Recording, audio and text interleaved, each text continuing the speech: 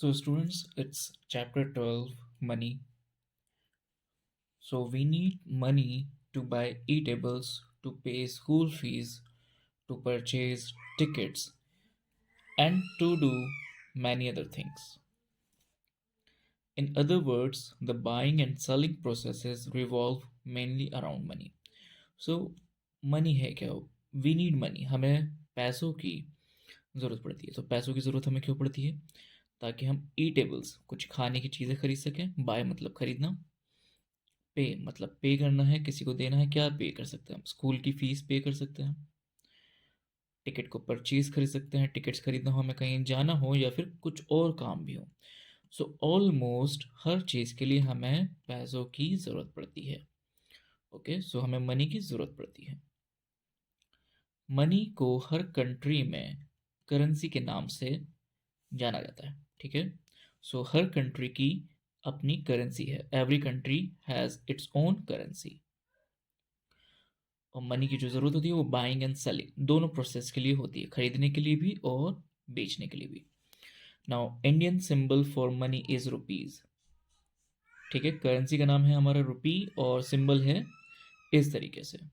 ठीक है, currency notes जो अभी हमारे पास वर्किंग में हैं वो हैं 5 rupees, 10 rupees, 20 rupees, 50 rupees, 100 rupees, 200 rupees, 500 rupees, and the biggest currency note is 2000 rupees. So ये सबसे बड़ा करेंसी नोट है। करेंसी की सीरीज पे जो अभी करंटली चल रही है उस पे महात्मा गांधी सीरीज है। सो महात्मा गांधी सीरीज इस वजह से क्योंकि हर नोट के ऊपर महात्मा गांधी है। ठीक है, ये करेंसी कब स्टार्ट हुई थी? ये करेंसी 1996 में स्टार्ट हुई थी। अच्छा, ये हैं हमारे नोट्स। ठीक है, इन नोट के अलावा हमारे पास कॉइन्स भी हैं। एंड कॉइन्स की जो टुडे डेट में हमारे पास अवेलेबिलिटी है वो है 50 पैसे, 1 रुपी, 2 रुपी, 5 rupee and 10 rupees.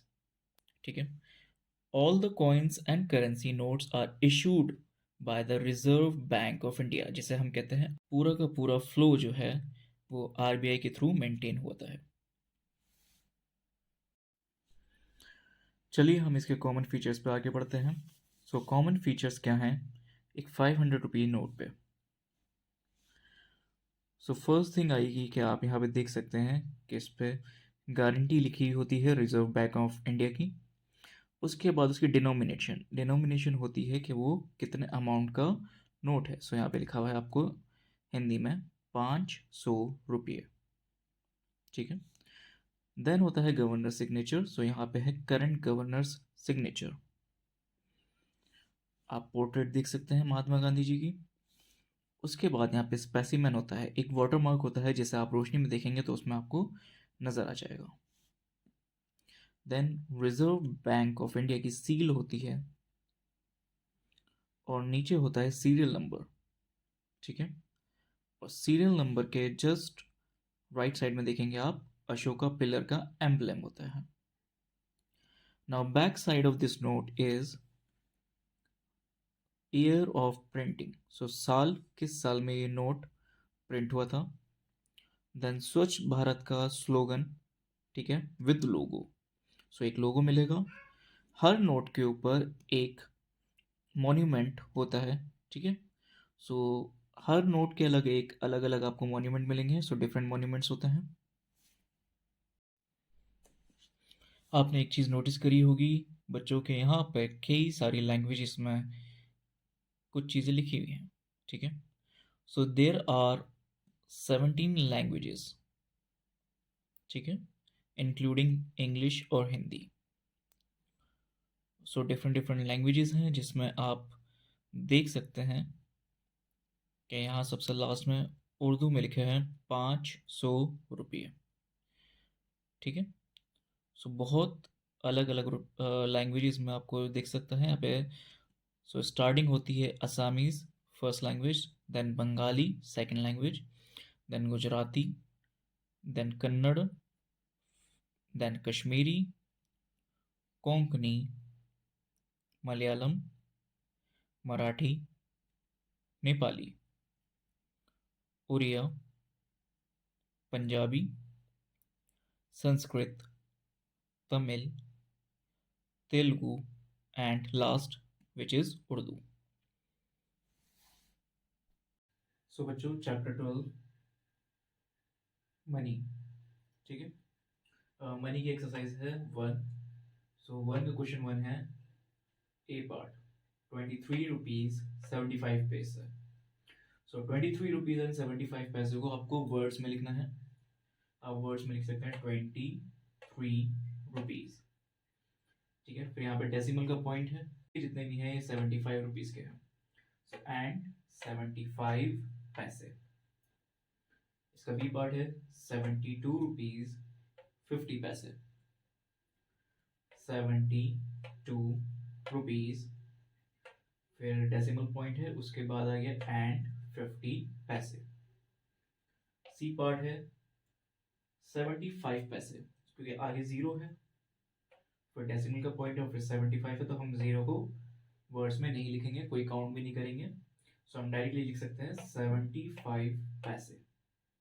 Okay, so we need to start with question 2 of exercise 1। So exercise 1 का क्वेश्चन 2 है ए पार्ट। इसमें आपको वर्ड्स दिए हुए हैं, ठीक है। एक्सरसाइज में आपको उसे शॉर्ट फॉर्म में कन्वर्ट करना है, ठीक है, नंबर्स में कन्वर्ट करना है। सो आपको वर्ड्स में दिया था 47 रुपीज एंड 75 पैसे, ठीक है।